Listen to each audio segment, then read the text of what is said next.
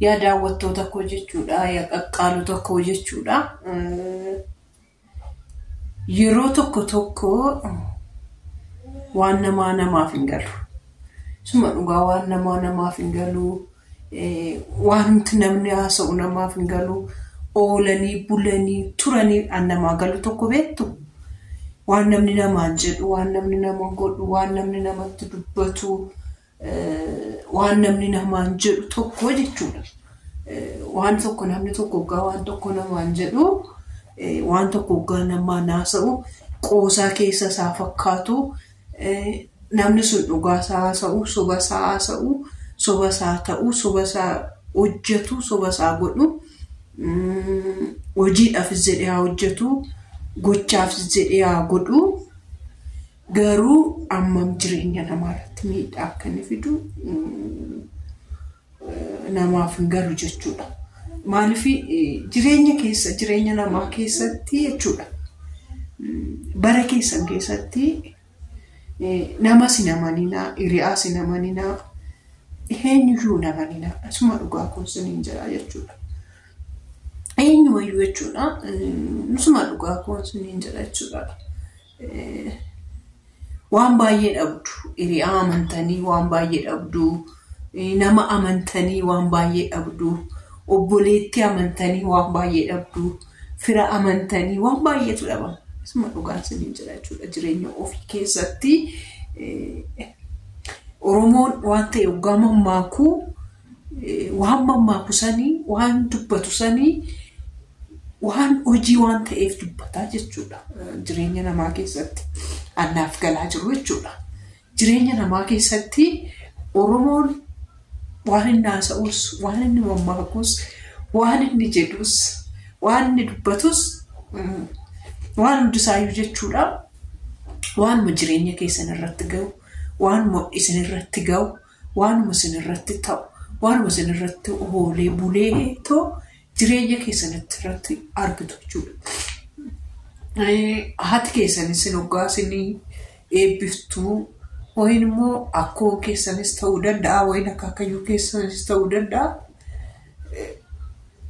Yeroo namni nama eebbisu waan sun namaaf hin ta'u jettaniitu hin eegina jechuudha. Hin ta'a. Waan hundumtiyyuu hin ta'a jechuudha.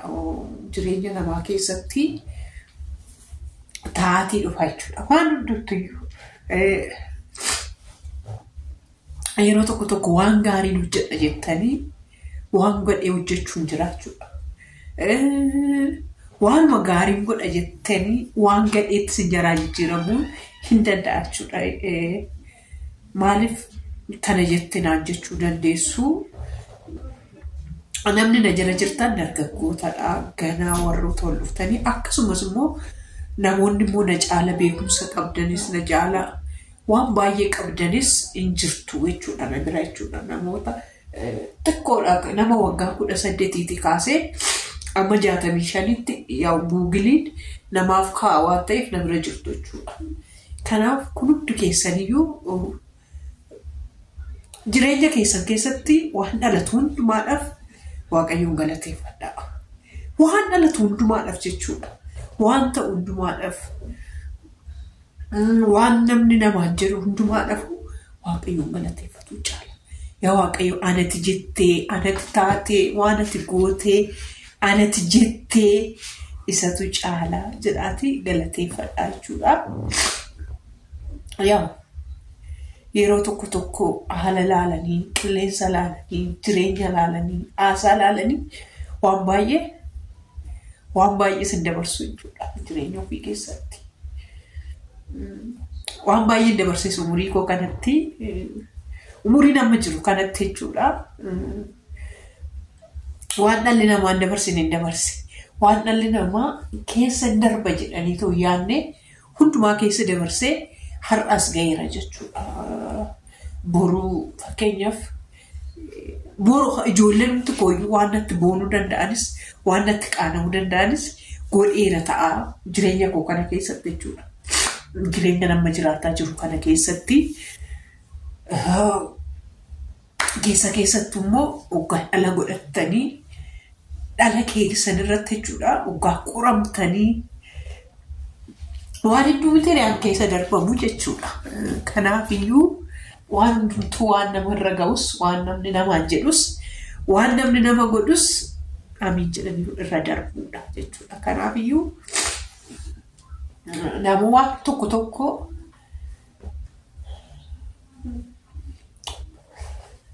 haa ta'u hin darba kunis waan hundumtuu darbee argeera waan ta'eef jechuudha jireenya koo keessatti kunis hin darbaa waan baay'ee darbaa jechuudha. Yeroo tokko waan gaarii godhadhee waggaa balleessee argamtu jira beektu waan gaariin hojjedha jedhee waggaa badee argamu hin argabeettu maaliif akkas ta'e hin beeku. Kun xiqqoodhuma kootii kaasee jechuudha. Xiqqoodhuma kootii kaasee waan akkasii kana dhalata. Waan gaarii har'a wayin maatii koo gammachiisa jedhee tokko wayin waan tokko nama tokko gammachiisa jedhee ka'u duubatti gaafa ilaalu waan nama gaddisiisu ta'ee argama. Amma ammaatti naaf garuu gaafi yeroo hunda jechuudha jireenya kooti gaafii ta'ee anafe kanadha. Maaliif akkas ta'ee inni akka darbaa jirus hin beeku. Maaliif akka inni akkas ta'ee akkasitti dhumaa jirus hin beeku dhugaa. Maaliif akka inni akkas ta'us hin beeku. Bara eebbi yeroo tokko eebbi namni nama eebbisu yeroo tokko abaarsa ta'ee hin beeku dhugaa rabbii. Akaakayyuun koo akkoon koo yeroo baay'ee na eebbisu turan. Maqaan milkaa'ii bakka guddaa gahii nama guddoo ta'ii bakka akkasii gahii waan akkasii ta'ii hedduu isaanii akkasnaan jedhu turan. Maaliif akkas ta'ee ta'uu darbe garuu hin beeku. Akkasuma akkuma isaan eebbisan sannaaf ta'a jedhee yaadaa ture garuu yeroo tokko anatu balleessaa qaba ta'ee maaliif jireenya akkas ta'e hin beeku. Maaliif akkas ta'es hin beeku. Dhugaa hin beeku. Hunda keessatti garuu nama namanii naa'a. Bara keessatti hiriyaa namanii naa'a. Isuma dhugaa koosiniin jedha. Hiriyaan gaariinis jira. Hiriyaan gadheenis jira garuu kan ammaatti jechuudha keessattuu hiriyaan naaf hin bahu. Maaliif akka ta'e hin beeku. Dhuguma anatu mala hin qabne ta'ee anatu namaaf hin yaadne ta'ee anatu namatti dafee siqa ta'ee wayis anatu keessi koo baddii qaba ta'ee hin beeku namni naaf hin bahu. Eessumattuu namni naaf hin bahu. Kanaaf haa ta'u waan hunduma keessattuu waaqayyo haa galatu. Waaqayyo ulfina isaa fudhatu. Kanuma jechuu danda'a. Kanumas immoo dubbachuu danda'a yeroo kanatti jechuudha. Waaqayyoon kadhadheera yaa waaqayyo waan namaa akka afaan kootiin baane akkan daawwattoota koos hin gaddisiisne akkan ofii kootiifis hin gaddine na gargaari jedhee yeroo hunda nan kadhadhaa. Kanaaf garaanis na ammaatti yoon gammades yoo natti toles yoo naares yoo taphadhes yoo kolfes hiriyoota koo akkuma hiriyoota kootii akkuma maatii kootii akkuma firoota kootii sinmattan dhufeetoo uffayyi jedha waan ta'eef waan siniif naa kennamu galanni isaaf haa ta'u. Bakka nagaa oolaa bakka nagaa turaa eebbifama.